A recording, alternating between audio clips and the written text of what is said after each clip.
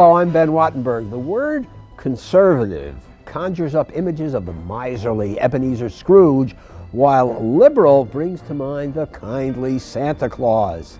Can conservatives change this perception?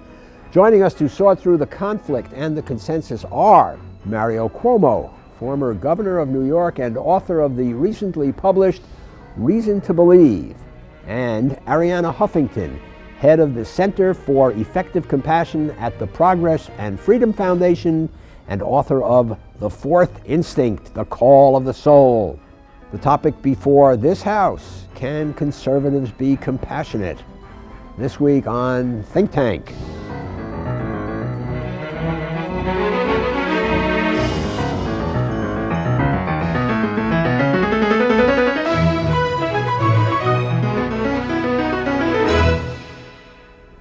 For years, liberals pushed government poverty programs as the best way to help the poor. Now, some conservatives are arguing that the big one-size-fits-all bureaucratic programs actually hurt more than they help. It is said that they foster a debilitating culture of dependency among the poor. Instead, conservatives point to the success of many private charities aimed at helping the poor, the homeless, and the drug addicted. Calling for effective compassion, these conservatives have launched a campaign that asks private individuals to give time, at least 1 hour a week, give money, and give wisely. That is, choose charities that are effective. The 18 pieces of legislation that make up the Project for American Renewal have just been introduced in Congress by Republican Senator Dan Coats. They are designed to increase the charitable activities of private individuals and groups. Among other things, Senator Coats proposes a $500 per person tax credit for contributions to private charities. A joint filer can take $1,000 off their taxes due the government, give it to a local organization that is helping in these areas. I think that's a more effective way of providing assistance to those in need than laundering the money through Washington, the bureaucracy, and pouring it into a federal program that's not doing the job. Now, liberals claim that private giving can never replace the role of government in taking care of the needy. They say that all this talk about effective compassion is just a way to justify conservative efforts to cut government. Don't hurt children on the basis of an unproven theory and untested hypothesis. Mario Cuomo in New York, welcome to Think Tank. And let me begin by asking you, why is the public impression that conservatives are meanies? Why does it sound like an oxymoron when you say compassionate conservative? Probably, Ben, because as we're doing now, to be candid, we give a reverence to some of these labels that they don't deserve. To discuss the issue of what we should do for poor people in terms of the perception of conservative and liberal is to surrender to one of the problems that the system has, and that is the use of labels that presume certain positions by people and that are very seldom accurate. So I think what we ought to do, frankly, is reframe the question. Do you think there is an intelligent way for government to help poor people? Or should they go out of the business altogether and leave it to the churches and charities without regard to conservative, etc.? I think, frankly, much of our politics is a word game. It's semantic. It's shibboleth-ridden. And we ought to be talking about the merits of the issues instead. All right, Arianna Huffington, are conservatives a separate breed within this idea of charitable giving and government giving? I think the fundamental distinction is with regard to the role of government in compassionate giving. And the governor clearly believes that the government has a very key role. And conservatives like myself, like Senator Coats, like Senator Ashcroft from Missouri, who are taking a lead in this area, believe that so far the evidence of the last 30 years of Great Society programs proves unequivocally that faith-based, community-based solutions are much more effective. And the question is, how can the government facilitate those solutions, and how can politicians and other cultural leaders use the bully pulpit to encourage more people to get involved and to accept social responsibility for those in need? I think, Ben, Arianna has made my point perfectly. See, she had to start by structuring what my position is. She says the governor says that government should have a very key position. I say that by reading your May I book. finish? May I finish? And that qualifies my position. Everything she just said about community activity, I did for 12 years. I agree with her totally that we should work harder to see to it that communities, through their charitable, not-for-profit efforts, are made more effective than they are now by government cooperating with them. I think the role of government is very simple. And I think President Lincoln said it about as clearly as it's ever been said. I'll translate it to all the government you need, but only the government you need. What he said is, government is the coming together of people to do for themselves collectively what they cannot do as well or at all privately. Now, if indeed you can take care of the people with AIDS, you can take care of all those poor people we've jammed into ghettos. We did that with our policies. If you can provide them with work and opportunity, if you can provide them with health care, without Medicare, without Medicaid, without aid to families with dependent children, if you can do it all through the largesse of the small group of people who are wealthy and able to afford giving to the poor, if you believe that left without government compulsion, the private sector will take care of all of these problems, then that's what you should do. For 150 years, you tried it that way in this country. For 150 years, until the Depression, that's exactly what you did. I want to put up a chart to give a sense of the order of magnitude of what we are talking about. Liberals have measured compassion by how many billions of dollars the government spends on the poor. That amount has risen from $62 billion in 1968 to $290 billion in 1992, and that is in inflation-adjusted dollars. While these have been in effect and have been growing during the past 3 decades or so, the rate of poverty has not come down. The rate of out-of-wedlock birth has skyrocketed. Do you think that these programs have worked? And if so, that is contrary evidence. Ben, I think the answer is simple. I think without those programs it would have been worse. I think the programs do not work as well as they should. That's why 35 states, and we were one of the first, are reforming welfare. That's why the first thing I said as a governor, and that was in 1983, the first of 12 years as governor, was work is better than welfare, and the welfare system isn't working. So there's no question that welfare needs to be reformed. That's 1.1% of the budget, AFDC. That's also true of Social Security. It is also true of Medicare. It is also true of defense. It is also true of the congressional system. It is also true of the way we treat private business. It is true of every part of this government. Hold on, go ahead. There are projects that work all around America. There are answers. Absolutely there are correct. solutions. Why can't we focus on them? Let me just give you a couple of examples. We should. We do in New York. Teen Challenge. In San Antonio, Texas, with 130 branches everywhere, a faith-based drug rehabilitation program with 70 and 80% success rates. There is no government program that has more than single-digit success rates. There is no amount of reinventing them. There is no amount of reforming them that's going to change the fact that government compassion is always institutional, and we have found in our research at the Center for Effective Compassion that only personal compassion works. Personal, challenging, not based on an entitlement mentality, because the truth is that unless you encourage addicts to stop drinking, if they continue to feel that they're entitled to help, even if they don't take any steps to reform themselves, it's not going to work.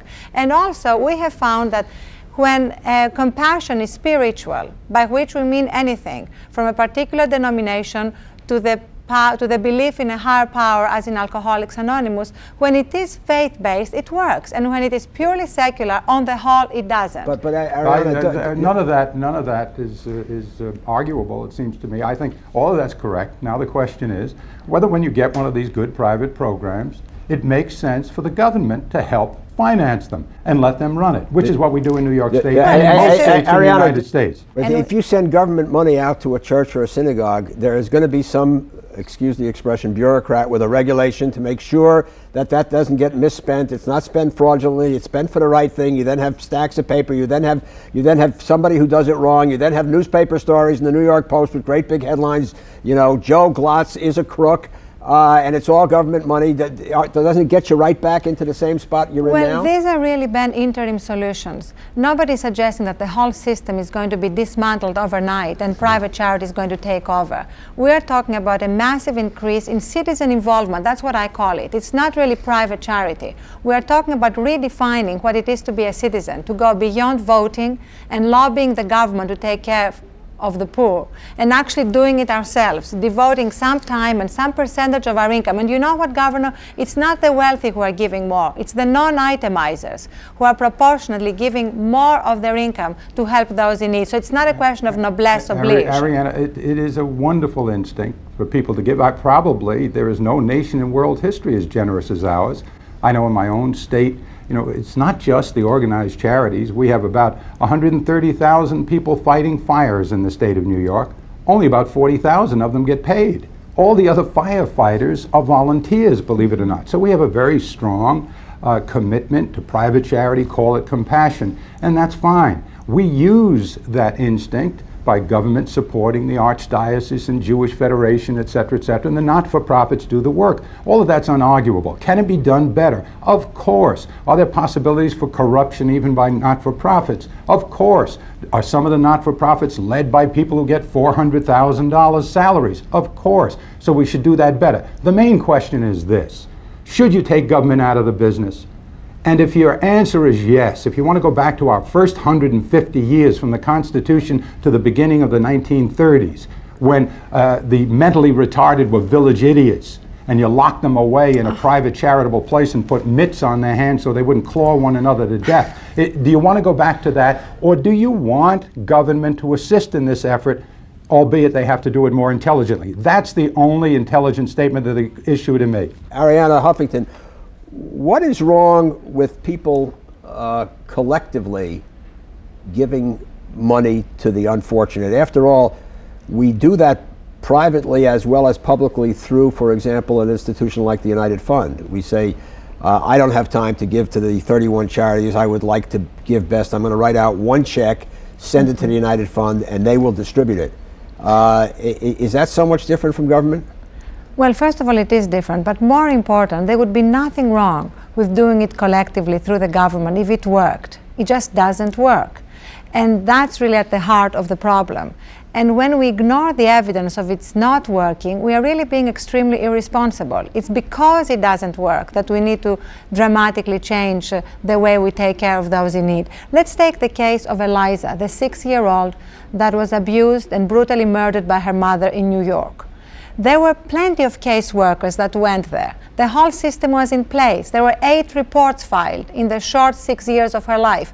Nobody did what they would do in any functioning community, just grab her out of danger and then argue the law. You see, that's what we've lost. We've lost that sense of urgency, of responsibility, and we see our job now as paying our taxes and delegating our compassion to the government. This is not how a functioning community can work. Very respectfully, to suggest from that one ugly, tragic anecdote that this is what happens when you have government involved, to leave out all the government hospitals, all the government schools, all the government nursing homes. Now let's talk about the government just a minute, schools. all the government research.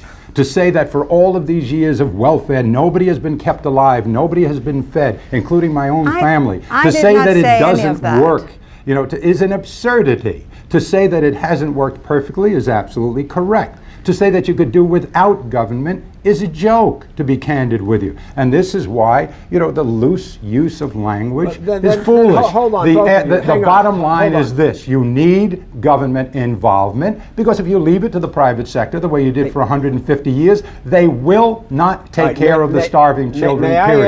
I ask you both a very simple question that I want a Please. very short answer to? What do you disagree about? What we really disagree with is the fact that the governor ultimately does not believe, based on everything you said here and on Right. everything you've said in your book very Right. eloquently, you do not Thank you. really believe that any really massive endeavor can take place to help the poor without the government being centrally involved. I'm not suggesting the government disappearing from the effort, but I'm suggesting that the gravity, the center of gravity shifts from the government to the communities. That's where the difference Arianna, is. let me respond to that, please. Once again, what you've done is made an assumption that's not accurate. You said that I believe the government must be centrally involved. I believe this, that as long as you need the government to be centrally involved, which you do at this moment, then that's what you should have. We should work together to encourage the private sector to do it for itself. And as the private sector proves its capacity to do it for itself, then the government need relaxes. And that's ideal for me. And if all the private schools grow in strength and you need public schools less, then you'll have Then fewer are you in public favor schools. of vouchers? And would you support vouchers for poor children to be able to go to good schools? Well, Would you? Well, I'd have to know how the voucher system would work. For example, does that mean that if I'm in a public school now, I can get $3,000 for my kid and then put him in a private school, say St. Monica's, a Catholic school? If that's what a voucher is, then I have to ask you this question. How about all the kids who are already in the Catholic school? Do you give their parents $3,000 too, or do you violate the Equal Protection Clause of the United States Constitution? And if you're going to give all the kids who are in that school now $3,000, you'll go broke. No, I'm talking about programs that are already in place, as in Milwaukee, specifically targeted to poor families.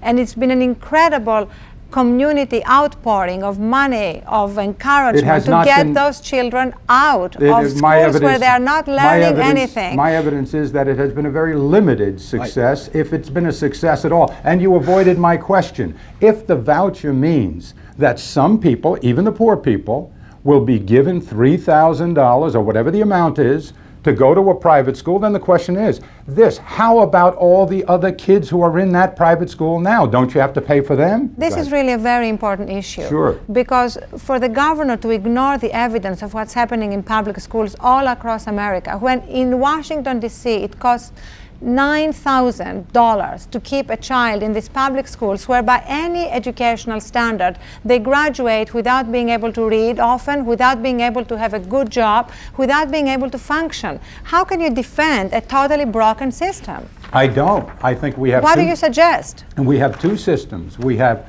an excellent system in the United States of America for public school system for wealthy and middle class communities. That's true all over the United States of America. It's certainly true in New Jersey, New York, and the Northeast. And that same public system in the poor neighborhoods is a disaster. And it is not true, Arianna, that the schools in middle class Queens County, middle class Brooklyn, middle class the Bronx, or Manhattan, those middle-class schools are doing very, very well. We win all sorts of prizes. We do great on the SAT. We have the best technical high schools in the world, like the Bronx High School of Science and Stuyvesant High School. It is the poor schools that are not doing well. What does that suggest to you, Arianna? It is not the public schools that are failing. It is our ability to deal with the social problems of the poor that's creating a problem in educating the children of broken families, the children of addicted parents. It is not the public school system that's failing at all. Well, this is an incredible whitewashing of the failure of the teachers' unions and of the public school system. Excuse me, you ignored what I just said. Arianna, you ignored what I just said. Do you deny that the middle class and rich schools in the public system are doing very, very well? Hold on, let her get a word in here. Well, the truth of the matter is that there are programs, private programs like Big Brothers, Big Sisters, that have incredible success rates, working with teenagers one-on-one. And this is really at the heart of this whole debate about charity. We believe that all the evidence shows that for compassion to be effective, it has to be personal, it has to be one-on-one. If you're going to help a child get off drugs, which many of them unfortunately are already addicted, or if you can help a child learn to read, you have to do it on a personal level. By definition, government compassion is institutional, it's not personal, and that's why it doesn't work. I want to ask Arianna one question. Where have conservatives been on this issue all this time? I think the governor salutes what you're doing, I would salute what you're doing, but the fact of the matter is that if you go back historically, the idea of conservatives being linked to the word compassionate is a pretty slender read. Absolutely. And I wonder what happened. And it still is today, unfortunately. I think one of the problems with the Republican Party right now, and with conservatives in general, is that we still believe, many of us, that a rising tide will lift all the boats. The whole sort of dream of supply-side economics. It's not true. A rising tide will not lift all the boats. And that's why, even though I'm in favor of a balanced budget, I think this idealization of a balanced budget, as though everything is going to somehow be well and everything is going to be miraculously cured once we have a balanced budget in 7 years, is really an illusion, and it is irresponsible. And I believe that the Republicans are losing the public debate at the moment precisely because they are speaking like accountants, and they are not speaking in a way that exemplifies the true compassion of cutting government welfare programs. We should not be cutting government welfare programs in order to balance the budget. I would be against that. If I believed they worked, I would want them, even if we had an unbalanced budget. We should be cutting them because they don't work. Newt Gingrich used to say, we don't want a cheap welfare state. But recently, he too has been talking primarily about the overwhelming need to balance the budget, and without addressing at the same time all the other concerns that we've been addressing here today. Governor? You know, Ben, I think another thing, and Ariana, another thing that would make the discussion a little bit simpler, getting back to semantics, is if you dropped the emphasis on the word compassion. I've discovered, you know, I've used the word as much as anybody. I use words like sweetness and love more than most politicians do. It confuses some people when you say, we take this to be an exercise in compassion. What I would offer as an argument now is, look, what I call compassion, helping the children in the ghettos, is really ultimately a matter of common sense and pragmatism. That unless we make that group productive, we cannot afford the costs of the failure. We can't afford the prisons. We can't afford the illness. We can't afford the social disruption. We can't afford the loss of productivity. So if you insist on being pragmatic, and that appears to be the direction of the time, then you have to make a better and more intelligent investment in rescuing that part of our population that's failing, because that part's getting bigger and bigger. It's not getting smaller. And at one point, it's going to drag us down. I'm still trying to figure out what you all differ on. And I wonder if this does it, that Ariana thinks that the federal government programs caused much of the turmoil and terror in our cities, and you, Governor, believe that it would have been even worse if that intervening role had not taken place. Is that? Would you both agree with that? I would agree if someone were to make the point that some of the poor performance in some of the programs, like for example welfare, had the effect of encouraging people to remain dependent, I would say yes. And that has to be reformed. Has it encouraged out-of-wedlock birth? But in some small number of cases, it probably did. I would also say, and that should be changed, and we're changing it in New York and in 34 other states.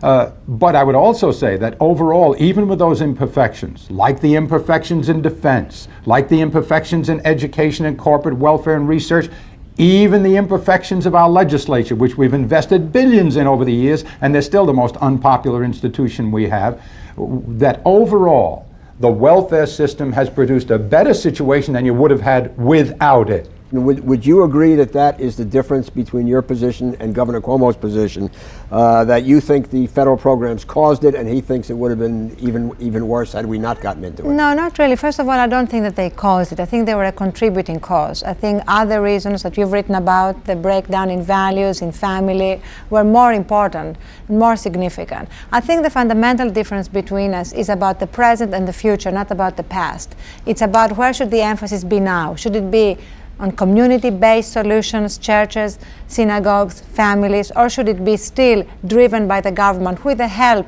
of citizens? That's the fundamental difference. Okay, thank you, Ariana Huffington. Thank you, Governor Mario Cuomo, and thank you. You know, at Think Tank, we hold the holidays up to the same rigorous scrutiny that we give every subject. Here are a couple of holiday program ideas that we considered. No Room at the Inn, discrimination in ancient Judea. Santa Claus's girth, lifestyle or genes. Ebenezer Scrooge, cruel miser or fiscal hero. Our complete holiday greeting can be found on the World Wide Web at www.thinktank.com, or we can be reached via email at thinktv@aol.com. As always, please send your comments and questions to New River Media, 1150 17th Street Northwest, Washington, D.C. 20036. From all of us at Think Tank, we wish you a happy holiday. I'm Ben Wattenberg.